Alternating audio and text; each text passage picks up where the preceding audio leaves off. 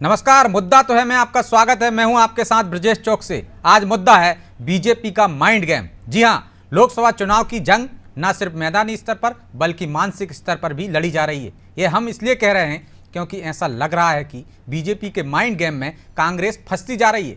कांग्रेस में सेंधमारी कर बीजेपी उस पर मनोवैज्ञानिक दबाव बनाती दिख रही है। इधर कांग्रेस अपने नेताओं को कैसे रोके, इसका जवाब उसके पास नजर नहीं आ रहा है। तो मुख्यमंत्री डॉक्टर मोहन यादव कह रहे हैं कि कमलनाथ और दिग्विजय की सिट्टी पिट्टी गोल हो गई है, जिस पर कांग्रेस ने भी पलटवार किया है। लेकिन क्या अब ये समझा जाए कि बीजेपी के माइंड गेम का तोड़ कांग्रेस के पास नहीं है? आखिर कांग्रेस पर इस मनोवैज्ञानिक दबाव का असर चुनाव में कितना पड़ेगा? आज इन तमाम पहलुओं पर चर्चा करेंगे, लेकिन पहले देखिए ये रिपोर्ट।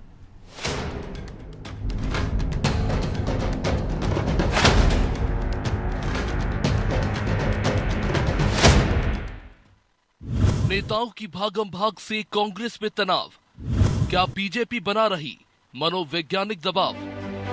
एक तरफ बीजेपी लोकसभा चुनाव के बीच पार्टी का स्थापना दिवस मना रही है, तो दूसरी तरफ कांग्रेस तनाव में दिख रही है। कांग्रेस के इस तनाव को खजुराहो सीट से निरस्त हुए मीरा यादव के नामांकन ने और भी बढ़ा दिया है। इधर बीजेपी एक के बाद एक कांग्रेस नेताओं को पार्टी में शामिल कर कांग्रेस पर मनोवैज्ञानिक दबाव बना रही है। न्यू जॉइनिंग टोली के प्रभारी और पूर्व मंत्री नरोत्तम मिश्रा दावा कर रहे हैं कि अब तक 1 लाख कांग्रेसी पार्टी में शामिल हो चुके हैं। स्थापना दिवस पर भी इतने ही लोग बीजेपी में दिखेंगे। तो मुख्यमंत्री डॉक्टर मोहन यादव ने भी कांग्रेस पर तंज कसा कि कमलनाथ और दिग्विजय की सिट्टी पिट्टी गोल है, नेताओं में खींचतान मची है। कांग्रेस मैदान छोड़ रही है। कांग्रेस ने कल ही खजुराहो में मौका छोड़ा और हमने सबने देखा क्या कमलनाथ जी और क्या दिग्विजय सिंह जी, सबकी सिट्टी पिट्टी गुम है।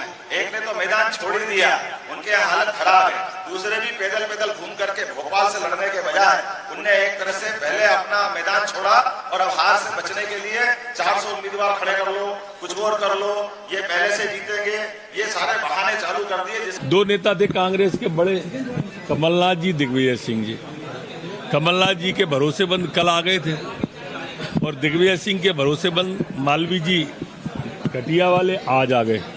पूरे साथियों के साथ आ गए। नगर पंचायत अध्यक्ष, नगर जनपद पंचायत अध्यक्ष, कांग्रेस के अध्यक्ष सब आ गए उनके साथ। कांग्रेस में भगदड़ के हालात है और सूपड़ा साफ हो रहा है, पत्ते की तरह हो जाएगी कांग्रेस लोकसभा चुनाव। बीजेपी के माइंड गेम में क्या कांग्रेस फंसती जा रही है? अब ये सवाल बड़ा होता जा रहा है। हालांकि कांग्रेस का तर्क और नजरिया कुछ और ही है। वो खजुराहो मामले के साथ ही बीजेपी की सेंधमारी पर पलटवार कर रही है। कांग्रेस दम भर रही है, जनता इसका जवाब देगी। देखिए, सिट्टी पिट्टी तो मोहन यादव जी की शिवराज जी और नरोत्तम मिश्रा जी ने गोल करके रखी है। प्रदेश के मुख्यमंत्री हैं कि नहीं वो उनको यही नहीं पता, इसमें भी संशय है। 1 लाख लोगों की जहां तक बात है, 1 लाख लोगों की बात कर रहे हैं नरोत्तम मिश्रा, तो इन सबके सब 1 लाख लोगों को अपने विधानसभा क्षेत्र में लगा लें तो हो सकता है अगली बार चुनाव जीत जाएं। 1 लाख लोगों की बात कर रहे हैं, तो ये जो लफ्फाजी है भारतीय जनता पार्टी की, ये जो जुमलेबाजी अब इनके आंकड़ों में भी आने लगी, संख्या में भी आने लगी है। राजनीतिक विश्लेषकों का मानना है कि लोकसभा चुनाव की जंग मानसिक तौर पर भी लड़ी जा रही है। बीजेपी की कोशिश कांग्रेस में बड़ी सेंधमारी कर मनोवैज्ञानिक बढ़त लेने की है और अब वो अपनी इस रणनीति में कामयाब भी दिख रही है। वही कांग्रेस अब तक बीजेपी के माइंड गेम को समझने में नाकाम दिख रही है, जिसका खामियाजा उसे चुनाव में भुगतना पड़ सकता है। लेकिन फिलहाल सवाल ये है कि कांग्रेस कैसे वर्तमान हालातों पर काबू पाएगी। ब्यूरो रिपोर्ट, अनादि टीवी।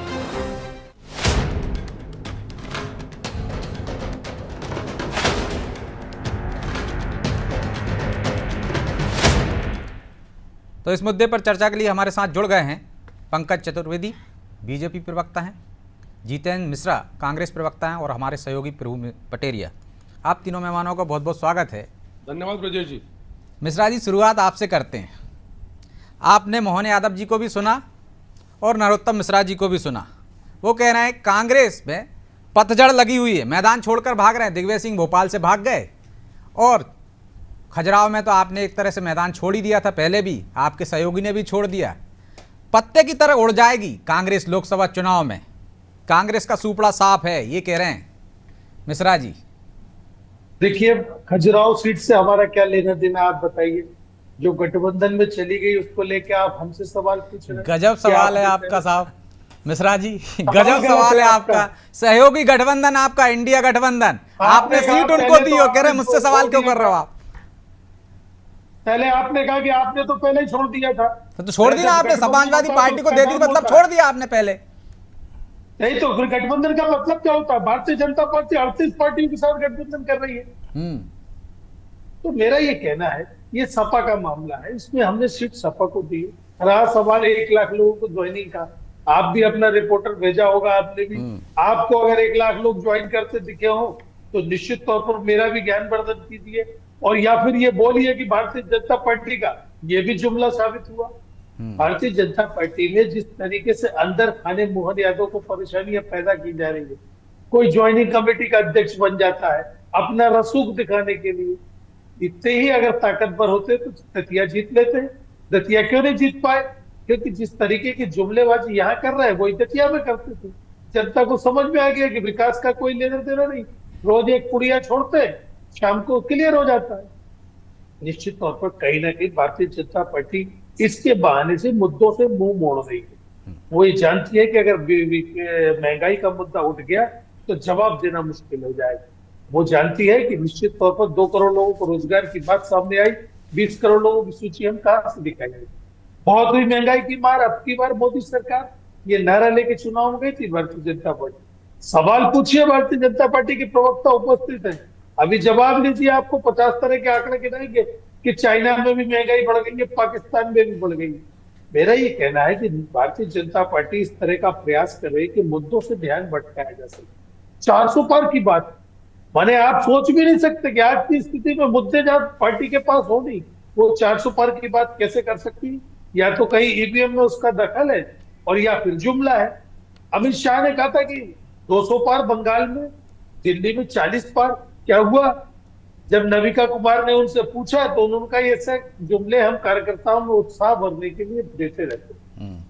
और वही आज हो रहा है, 400 पार का नारा दे रहे। अरे देश की व्यवस्था तो सुधार दीजिए। इस देश में महंगाई के नाम पर जुमला छोड़ा आपने। इस देश की सीमाएं सुरक्षित नहीं है। तो मिश्रा जी आपके साढ़े पास भी कुछ 6,000 आंकड़ा हो तो वो भी बता दीजिए। जैसे जीतू पटवारी जी कह रहे थे 350 लोग गए हैं, ज्यादा नहीं गए। नहीं, आपके पास कोई आंकड़ा हो, आपके कार्यकर्ता गए हैं? हमारे पास आंकड़ा है। 22,000 लोगों की ज्वाइनिंग कराई थी, टेंट लगा के सड़क पर, आपने देखा था, आपके चैनल ने कवरेज दिया था उसको। 22,000 के आंकड़ा ही दे दे तो हम मान लेते हैं। इनके पास कोई आंकड़े नहीं है, इनके पास जुमलेबाजी के आंकड़े हैं। सिर्फ हमने तो इनसे सूची मांगी थी कि कितने लोग ज्वाइन हुए, हमें बता दीजिए ताकि हम यहाँ से डिलीट कर दे। ले लेते हैं, जवाब ले लेते हैं। हमने 22,000 जी लोगों से की सूची प्रकाशित की थी। वो कह रहे हैं हमने जब ज्वाइनिंग कराई थी बीजेपी वालों की तो टेंट लगाकर कराई थी, आपने 1 लाख की कब करा ली? जीतू पटवारी कह रहे हैं 350 लोग हैं, जुमलेबाजी चल रही है, मुद्दों से ध्यान भटकाना चाहती है बीजेपी। देखिए ब्रजेश जी, मुद्दा तो जितेंद्र जी ने स्पष्ट कर दिया चर्चा के शुरुआत में। उन्होंने कहा कि हमको खजुराहो से क्या लेना देना, वो तो हम सपा को दे चुके।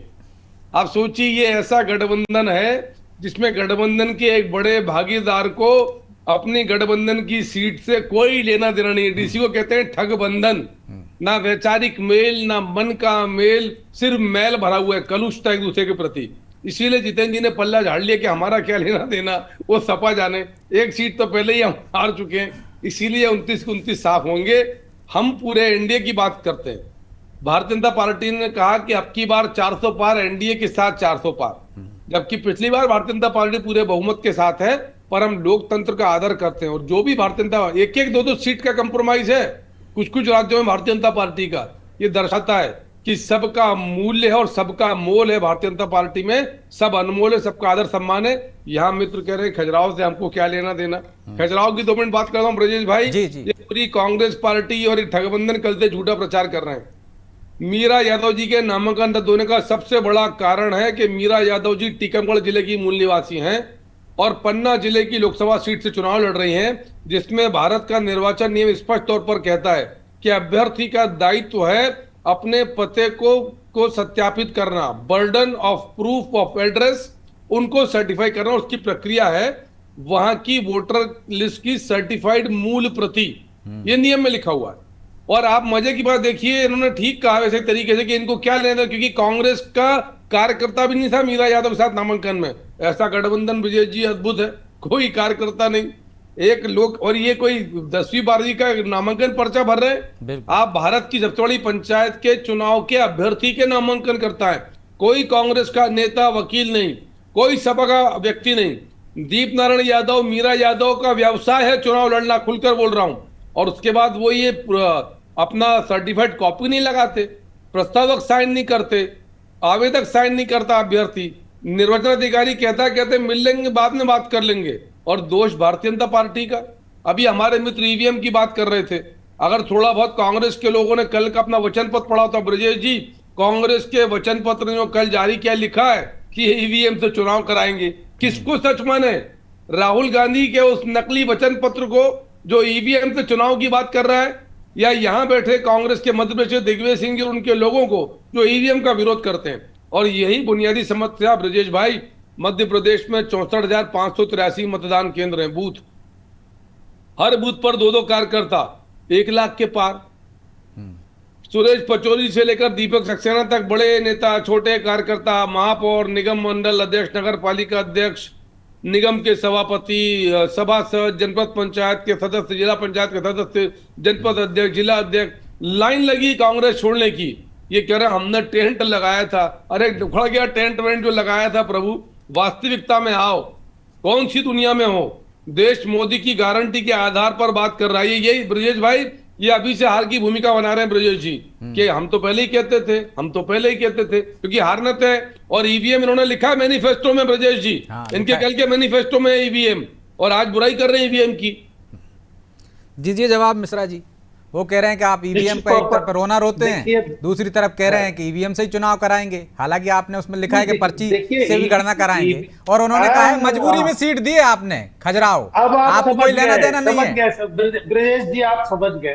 देखिए पंकज जी को अपनी पार्टी को डिफेंड करना है। पंकज जी महंगाई पे बात नहीं कर सकते, पंकज जी बेरोजगारी पे बात नहीं कर सकते, पंकज जी भ्रष्टाचार पे बात नहीं कर सकते, क्योंकि किस मुंह से जाएंगे ये घर में? जिस महिला के पास उज्ज्वला सिलेंडर की बात करते हैं, पैसे नहीं है सिलेंडर भरवाने, जिस शौचालय की बात करते हैं उसके अंदर भूसा भरा हुआ है, क्योंकि पानी की व्यवस्था नहीं कर पाया।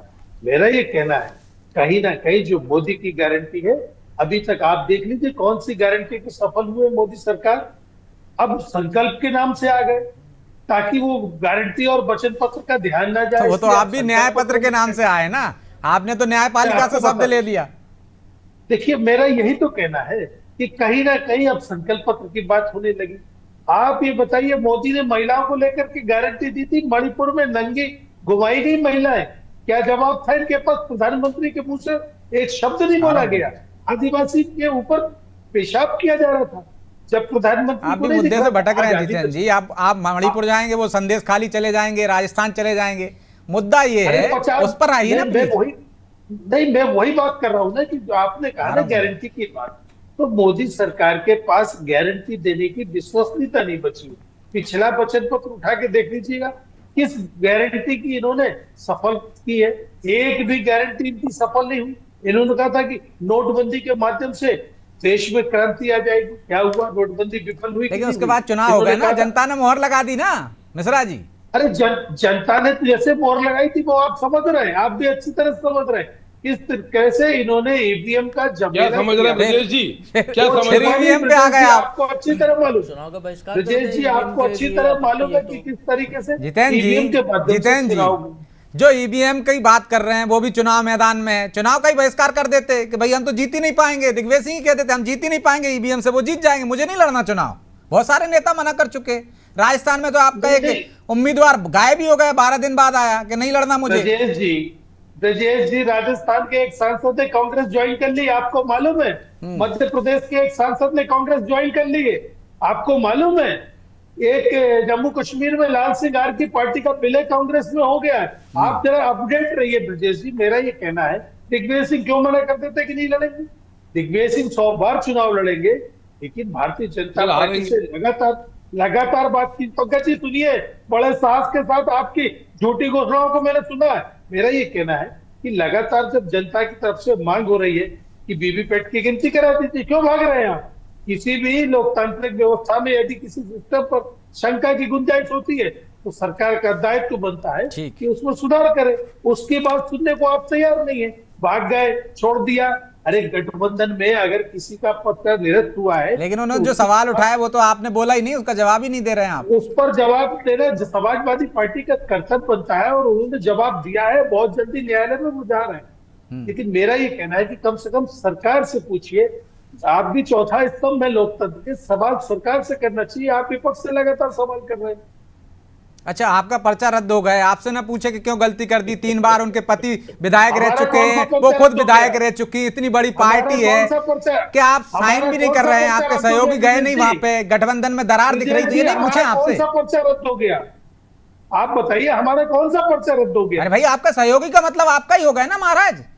नहीं, आप सहयोगी को अलग छोड़ दिया आपने, न्याय पत्र जारी किया, सहयोगी एक नहीं दिखे आपके। नहीं ब्रजेश जी, आप अपने आप को अपडेट करिए। जिस गठबंधन में है तो इसका मतलब मैं हम पर्चा थोड़ी, तो गठबंधन में है ना भाई, तो गठबंधन का दायित्व है ना, अपने वोटर को भी वहां ले जाएंगे, समर्थन देंगे, एकजुटता दिखाएंगे, एक मंच पे नजर आएंगे, उसकी जांच करना। चलिए ठीक है, पंकज जी छोटा सा जवाब दीजिए, फिर मैं प्रभु जी के पास जाऊंगा। देखिए ब्रजेश जी, असत्य बोलना और खिसियाने बिल्ली खम्मा नोचे की भांति तर्ज पर आरोप लगाना, आज पूरा देश नरेंद्र मोदी जी की गारंटी के आधार पर है। और हमने जो कहा, 370 की बात करी, राम मंदिर की बात करी, वो आज लागू है। माताओं बहनों के लिए उज्ज्वला योजना से लेकर शौचालय तक और 33% आरक्षण तक। देश की अर्थव्यवस्था की दर देखिए, बिजली, सड़क, पानी, खेत खलियान, मजदूर, नौजवान, किसान, शिक्षा, रक्षा, स्वास्थ्य, अस्पताल, एयरपोर्ट, बंदरगाह, कौन से क्षेत्र पे बात करना है? हम 3 मुद्दों पर विकास ब्रजेश जी मैदान में, पहला विकास, दूसरा विकास और तीसरा विकास। ये कह रहे हैं ब्रजेश जी, गलतफहमी दूर कर लीजिए, ये गलतफहमी कांग्रेस को दूर करना है ब्रजेश जी। जिस प्रकार के भ्रम में कांग्रेस पार्टी अभी भी कह रहे हैं कि हमारा सपा से क्या लेना देना, यही सबसे बड़ी समस्या है कि ये भ्रष्टाचारियों का बेमेल गठबंधन है, और इनकी गारंटी यानी घपले की गारंटी, घोटाले की गारंटी, भ्रष्टाचार की गारंटी, 2G, दीदी जी, 3G, 4G, जीजा जी, आकाश पाताल सब एक कर दिया घोटाले में।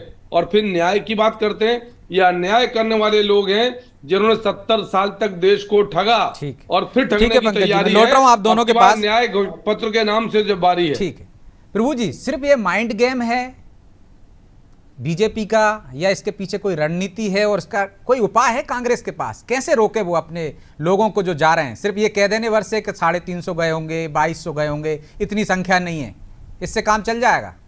देखिए ब्रजेश जी, ये बीजेपी की रणनीति है, और बिल्कुल रणनीति के तहत ये बीजेपी ने बहुत पहले तय कर लिया था। आप याद कीजिए कि अमित शाह जो बीजेपी के रणनीतिकार हैं प्रमुख, वो कई बार कह चुके हैं कि पंच हो, सरपंच हो, निचले स्तर का हो, पूर्व सांसद हो, जो भी नेता आना चाहे, ब्लॉक अध्यक्ष हो, कार्यकर्ता हो, किसी भी स्तर का कार्यकर्ता, गाँव से लेके प्रदेश राष्ट्रीय स्तर तक का कोई भी कार्यकर्ता हो, उसको लेकर आइए, और बीजेपी ला रही है। तो एक तरीके से इसका जब बीजेपी में रोज रोज ज्वाइनिंग हो रही है, जब नरोत्तम मिश्रा कह रहे हैं कि 1 लाख ज्वाइन कर चुके हैं और 1 लाख आज ज्वाइन कर रहे हैं, तो आप ये समझिए जब ये खबर पहुंचती है तो नीचे लगता है कि वो पार्टी आधार खत्म हो चुका है उस पार्टी का, जिसके लोग छोड़कर आ रहे हैं। तो निश्चित तौर पर मतदाता अपना मन और मजबूत करता है। ये माइंड गेम जो अब की बार 400 पार का जो नारा है, उसको साधने का माइंड गेम है।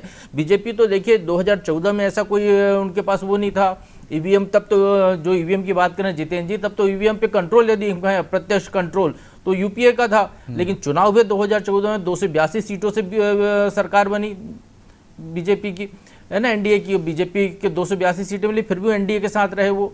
फिर उसके बाद दोबारा चुनाव हुआ, वो फिर 303 सीटें अकेली बीजेपी जीती। अब उन्हें एक ऐसा लक्ष्य रखा है जो कि बड़ा लक्ष्य है, 400 पार करना वो एनडीए के साथ मिलकर, और बीजेपी ने अपने लिए 370 प्लस का नारा दिया है। तो स्वाभाविक तौर पर उसको लेकर माहौल बनाना होगा, क्योंकि बीजेपी अपनी वास्तविकता समझती है कि हिंदी बेल्ट में उसका प्रभाव है, दक्षिण भारत में उसका उतना ज़्यादा प्रभाव नहीं है, उसको वहाँ आधार बढ़ाना, और यहाँ जहाँ है उसको सीटें कम ना होने पाए यहाँ की, तो उसका जोर इस पर है। तो वो एक पूरी का पूरा एक इसीलिए माहौल बनाने में लगी। और अब देखिए ना, इस पार्टी का दुर्भाग्य होगा कांग्रेस पार्टी का कि सुरेश पचौरी जैसे बड़े नेता, ज्योतिरादित्य सिंधिया जैसे बड़े नेता, पंकज जी बैठे हैं, आप भी सुन लीजिए, ज्योतिरादित्य सिंधिया जैसे नेता जिसको कांग्रेस संभाल नहीं पाई, एक जरा सी बात सड़क पर उतर जाओ कह दिया, और वो अपने साथ ऐसे उतरे कि सरकार चली गई कांग्रेस की 15 साल बाद आई हुई। सुरेश पचौरी जी जैसे नेता जो शंकर दयाल शर्मा के साथ राजनीति करना सीखे, जो कांग्रेस जिनके हर सांस में कांग्रेस, वो आदमी जो गांधी परिवार के बिना कोई और कोई शब्द नहीं बोलता था, वो आदमी को कांग्रेस छोड़ना पड़ा। तो यदि ऐसे लोग आपके स्थापित चेहरे जिनको देखकर दूसरे लोग कांग्रेस ज्वाइन करते थे, वो यदि छोड़कर जा रहे हैं तो फिर आप अंदाजा लगाइए उस पार्टी की स्थिति क्या होगी। उनको रोकने के बजाय आप ये कहें कि 370 गए। आपने भी तो विधानसभा चुनाव के पहले अभी जितेंद्र जी ने कहा कि कितने 26,000 कहा ना आपने कि 21,000 टेंट लगाकर ज्वाइनिंग कराई थी। तो उसका क्या असर हुआ आपका? आप ये बताइए कि 2018 में तो आप कम से कम सरकार बनाने की स्थिति में पहुंच गए थे, उस तंबू का क्या असर हुआ? ऐसा तंबू क्या लगाया आपने कि बंबू ही उखड़ गया कांग्रेस का प्रदेश में, बची नहीं कांग्रेस की वो स्थिति सरकार में विधानसभा में अपोज करने की। तो क्या फंस गई है कांग्रेस इस मनोवैज्ञानिक गेम में, और क्या तोड़ लग रहा है आपको, उसके पास है कुछ? देखिए, कांग्रेस के लिए फिलहाल तो अभी कोई तोड़ नहीं लग रहा। कांग्रेस ने बहुत अच्छा कदम उठाया है, प्रदेश नेतृत्व तो बदला है, युवा नेताओं के हाथ में कमान दिए, चाहे विधानसभा स्तर पे कहीं या पार्टी के स्तर पर कहीं। इनको एक मौका देना चाहिए। इनको जो है तुरंत इसको जज नहीं किया जा सकता इस चुनाव से। इनको 2-4 साल का अवसर मिले। अगला जो चुनाव होगा 5 साल बाद, यदि विधानसभा के चुनाव या लोकसभा चुनाव में देखेंगे तो निश्चित तौर पर यदि इनको पूरा पार्टी प्रश्रय देती है, मेहनत करने का मौका देती, तो ये कमाल करके दिखा सकते हैं। क्योंकि बहुत लंबा समय हो गया, मतलब अभी कुछ भला नहीं होने वाला है इनका। अभी फिलहाल ऐसा तो कुछ दिखता नहीं। जिस तरीके से बीजेपी आत्मविश्वास से भरी हुई है और कांग्रेस से जिस तरीके से ये महापलायन हो रहा है, तो निश्चित तौर पर चाहे कुछ भी कहें, ईवीएम पे ठीकरा फोड़ें, किसी पे भी ठीकरा फोड़ें, कांग्रेस को पहले अपना घर संभालना होगा। अभी देखिए आप स्क्रीन पे जो कांग्रेस कार्यालय दिखा रहे हैं हम, ये रोज का नजारा है। बीजेपी कार्यालय में भीड़ भाड़ आ रही है, कांग्रेस कार्यालय में सुनसान नजारा दिखाई दे रहा है। आपको ये नजारा बदलना होगा। प्रदेश का संदेश पूरे नीचे तक जाता है, राजधानी का, दूसरे गांव-गांव तक लोग देखते हैं। आप माहौल बदलिए अपना, अपने सकारात्मक विचार लाइए, अपने ऊर्जा भरिए अपने लोगों में, तो शायद कुछ कमाल यहाँ पर दिख सकता है। ठीक है, तो पंकज जी, कांग्रेस युक्त बीजेपी करके ही आप कांग्रेस मुक्त भारत करेंगे क्या? यही विजय जी, सवाल कांग्रेस युक्त या मुक्त का नहीं है। सवाल उस परिवारवादी, तुष्टिकरणवादी, भ्रष्टाचारी विचारधारा का जिसका नाम कांग्रेस है। हमारा किसी व्यक्तिगत उद्देश्य थोड़ी है। सब भारत के लोग, सब भारतीय हैं, पर वो विचारधारा जो देश को मां भारती के परम वैभव के विरोध में है, जो तुष्टिकरण की बात कर दिया। प्रधानमंत्री ने क्या कहा कि कांग्रेस के घोषणा पत्र पर मुस्लिम लीग की छाप है। जैसी सोच विभाजन के पहले मुस्लिम लीग की थी, वैसी छाप है। बच्चा कुछ कम्युनिस्टों ने कवर कर लिया। आप देखिए विजय जी कि पूरे मध्य प्रदेश में कांग्रेस का चुनाव कैंपेन 2 जितेंद्र के भरोसे, जितेंद्र जीतू और जितेंद्र जी भंवर, 2 ही लोग। किधर है नेता प्रतिपक्ष उमंग सिंगार? बाकी नेता कांग्रेस के कहां हैं? दिग्विजय सिंह जी अपना किला बचाने में लगे, जो हारना तय कमलनाथ जी के लिए नकुल से बड़ी, कांग्रेस से बड़े नकुलनाथ है। ये स्थिति है। कहां है जितेंद्र? अरुण यादव को टिकट दिया ही नहीं है, या ये भी कहा जा रहा है अरुण यादव को टिकट दिया नहीं, या कह रहे हैं कि उन्होंने लड़ने से इनकार कर दिया। मिश्रा जी दीजिए जवाब। मना कर दिया। दिग्विजय सिंह बोल रहे थे मैं नौजवान को लड़ना चाहता हूं, अरुण यादव लड़ने से मना कर दिया, अजय सिंह ने लड़ने से मना कर दिया, डॉक्टर गोविंद सिंह ने लड़ने से मना कर दिया। आज जिनके टिकट अनाउंस हुए ग्वालियर से, वो सज्जन, उन्होंने टिकट लड़ने से मना किया। वो तो तैयारी थी उनकी हाथ बीजेपी ज्वाइन करने की, और अब टिकट ले रहे हैं। तो जितेंद्र जी, इस चुनाव में आपका कोई भला होने वाला नहीं है, ये प्रभु जी भी कह रहे हैं और परिस्थितियां भी बता रही हैं। नहीं, मेरा ये कहना है कि इस तरह की बातें भारतीय जनता पार्टी 2018 के पहले भी करती थी, और वरिष्ठ पत्रकार जी जो है, ऐसे विचार उनके उस समय भी होते थे कि कहीं कोई कांग्रेस को बहुमत मिलने वाला नहीं। लेकिन आप मानसिकता बदली है, मुझे लगता है उसकी जरूरत ज्यादा है। आपके ऊपर आरोप है। नहीं, देखिए मेरा ये कहना है कि वरिष्ठ पत्रकार, आपकी बात नहीं, सारे वरिष्ठ पत्रकारों की बात, हम व्यक्तिगत बात नहीं कर रहे। अब मैं ये कह रहा हूँ कि जो आप ये जो है तुष्टिकरण, विचारों का तुष्टिकरण छोड़िए आप, ये जो तुष्टिकरण की नहीं, हमारे ऐसी गलती नहीं होती, तो शायद कुछ भला हो कांग्रेस। जी नहीं सुनेंगे, अभी कांग्रेस सुनने के मन में नहीं है। वो कह रहे हैं कि जी हमको मतलब नहीं है, उन्हें सपा से मतलब नहीं है। खजराव के बोले हमें क्या लेना देना। किस तरीके से जीतू पटवारी के शब्द में गया गठबंधन, उसके पीछे कारण ये है, जीतू भाई के शब्दों में गया गठबंधन तेल लेने। आज कितने देखिए पंकज जी बोलने तो दीजिए, कम से कम बोलने तो दीजिए पंकज जी। बोलिए। मेरा ये कहना है कि 1 लाख लोगों की सदस्यता की बात जुमला साबित हुई कि नहीं हुई? आज आप कहीं 1 लाख लोगों की गिनती कह रहे हैं ना, 64,000 बूथ, 64,000 से अधिक बूथ है ना, हर बूथ पे 2 का टारगेट रखा था उन्होंने। अब इकट्ठा टेंट लगा के नहीं किया ना उन्होंने। यही तो जुमला है। मैं आपसे कह रहा हूं कि जब आप सवाल पूछेंगे कि 1 लाख कहाँ ज्वाइन कराए, तो कह देंगे कि साहब हमने बूथ पे ज्वाइन करा लिया। इन्होंने तो मिस कॉल के माध्यम से विश्व की सबसे बड़ी पार्टी होने की बात की थी, लेकिन जब चुनाव में जरूरत पड़ी तो यूपी और बिहार से लाकर के लोगों को बैठाना पड़ा कि फिजिकल वेरिफिकेशन करो कार्यकर्ता है कि नहीं। मेरा ये कहना है, ये तो कोई उनके भी संगठन चुनाव- की कार्यशैली है ना मिश्रा जी, पहली बार नहीं किया, हमेशा करते हैं वो, एक राज्य से तो मैं दूसरे वही तो राज्य बता रहा हूं। में, एक जब क्षेत्र से आप दूसरे विश्व- क्षेत्र में। जब आप विश्व की सबसे बड़ी पार्टी है, आपने भी तो साहब, सत्यनारायण आपकी पटेल को जरूरत भेजा है क्या उत्तर प्रदेश में, वो कह रहे हैं मेरे यहाँ की जिम्मेदारी मिली है, मैं इंदौर में काम नहीं करूंगा। ऐसा तो मैं कोई आपको बीजेपी वही वाला नहीं बता रहा कहता। हूं, ब्रजेश जी, कि चुनाव मुद्दों पे होता है, चुनाव की ये जो ज्वाइनिंग वाइनिंग करा रहे हैं, इससे नहीं होता। ठीक, तो इससे आज कोई फर्क भारतीय नहीं जनता पड़ता। पार्टी को पंकज जी जवाब छोटा सा जवाब नहीं दीजिए, पड़ता समय है। नहीं है प्लीज। देखिए ब्रजेश जी, कांग्रेस पार्टी को कुछ फर्क नहीं पड़ता। पिछले 10 चुनाव से इंदिरा जी की मृत्यु के बाद के समय 400 सीटें और फिर गिरते गिरते 44 पर आ गए।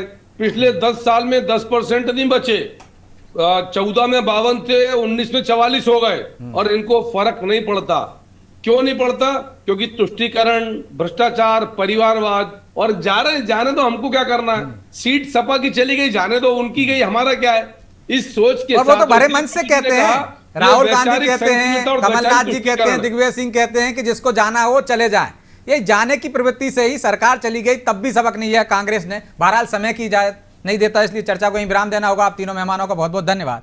तो कांग्रेस को सबक लेना होगा, चले जाओ, जाना है चले जाओ, जिसे जाना है वो जाएगा, कोई नहीं रोक सकता। इस तरह की बातें करके शायद वो अपने नेताओं को ही खो रहे हैं, इस पर उन्हें विचार करना होगा। 350 का आंकड़ा, 1 लाख का आंकड़ा तो एक भी महत्वपूर्ण होता है। यदि एक ज्योतिरादित्य सिंधिया गए, अपने साथ कुछ लोगों को लेकर गए, तो आप सड़क पर आ गए। क्या कांग्रेस इस पर विचार करेगी, आत्मंथन करेगी, क्यों जा रहे हैं उनके लोग छोड़कर, तब कहीं जाकर उसका भला हो पाएगा। बहरहाल मुद्दा तो है, मैं इतना ही, मुझे दीजिए इजाजत और आप देखते रहिए अनादि टीवी। नमस्कार।